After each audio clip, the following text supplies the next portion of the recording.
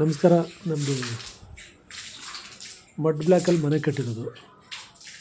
ಸಹಜವಾಗಿರಬೇಕು ಅಂತ, ಸರಳವಾಗಿ ಆದಷ್ಟು ಕಡಿಮೆ ಖರ್ಚಿಂದ ಮಾಡಬೇಕಂತ ಒಂದು ಮನೇನ ನಾವು ಮಣ್ಣಿಂದ ಮಾಡಿರೋ ಮಡ್ ಬ್ಲ್ಯಾಕಲ್ಲಿ ಮಣ್ಣು ಇಟ್ಕೆಯಲ್ಲಿ ಕಟ್ಟಿದ್ದೀರಿ.